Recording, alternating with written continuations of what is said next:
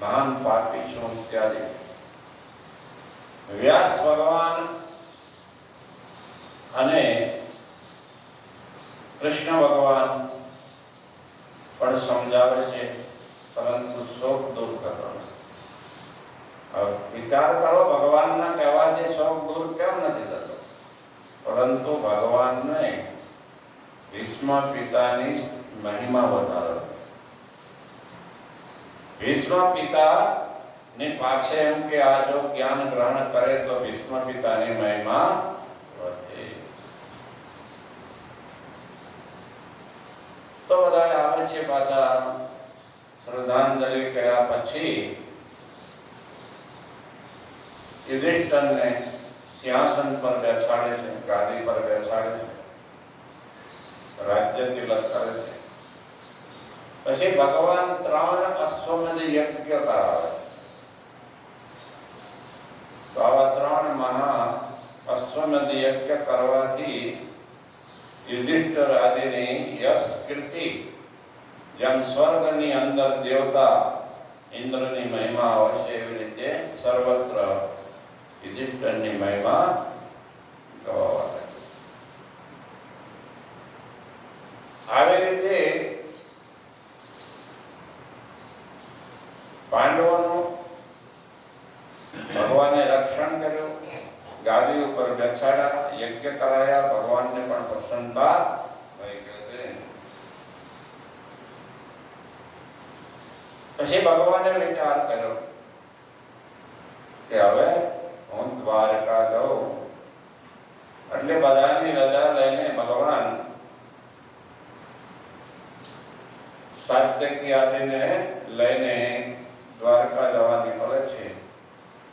મતલબ રથ ઉપર આરૂઢ થાય છે, બેસે છે. ત્યારે માતા કુંતી આવીને ભગવાનની સ્તુતિ કરે છે અને કહેવા લાગે છે કે હે પ્રભુ, આપની કૃપાથી નિરંતર અમે અનેક પ્રકારના કષ્ટોથી, દુઃખોથી, મૃત્યુ સહ્યાથી બચી શક્યા. આપ બહુ દયાળુ છો, કૃપાળુ છો इत्यादि अनेक श्लोकों में भगवान ने स्तुति करे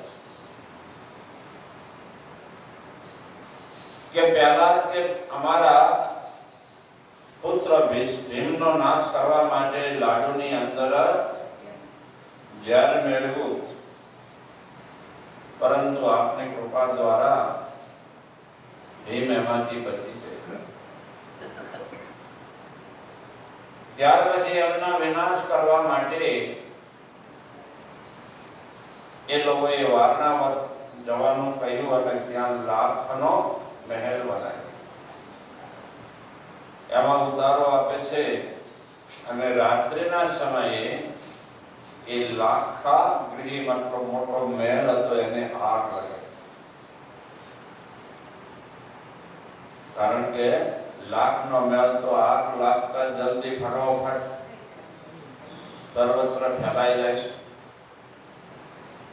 પરંતુ ભગવાનની કૃપાથી વિદુરજી અંદર ભોંયરું કરાવી નાખ્યું અને એ ભોંયરાની અંદર પ્રવેશ કરીને એમાંથી જંગલની અંદર ગયા તો જ્યાં પણ બહુ રાક્ષસો. એક ગામ હતું, એ ગામની અંદર રોજ કેટલાય માણસોનો સંહાર કરતો હતો એક રાક્ષસ.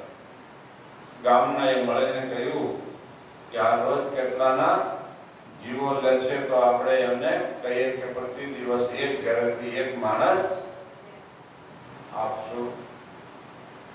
તો એવો નિયમ કરેલો. તો જ્યાંના ઘરે રહેતા હતા એના ઘરનો વારો આવ્યો એટલે એના માતા પિતા બહુ રોદન કરે છે. ત્યારે કુંતાજી કહે છે કે મારો પુત્ર જે છે, મારે 5 પુત્રો છે અને ભીમને મોકલે છે, પણ ભીમ તો બળવાન છે ને, એટલે રાક્ષસને મારી નાખે છે. ગામને શાંતિ થઈ રહે છે. તો માતા કુંતા કહે છે મહાન ભયંકર રાક્ષસ હતો, એના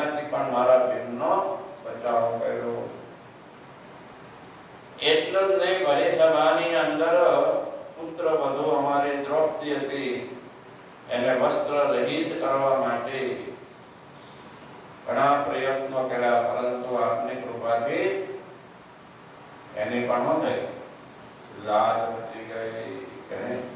પંચાળના પુરિયાતી પાંડવ કામ કીધા રે, હરિને ભજતા હજી કોઈની લાજ જતા નથી જાણી રે, જેને સુરતા સાંભળ્યા નિશાન વજે વેદવાણી રે. તો પરબ્રહ્મ પરમાત્મા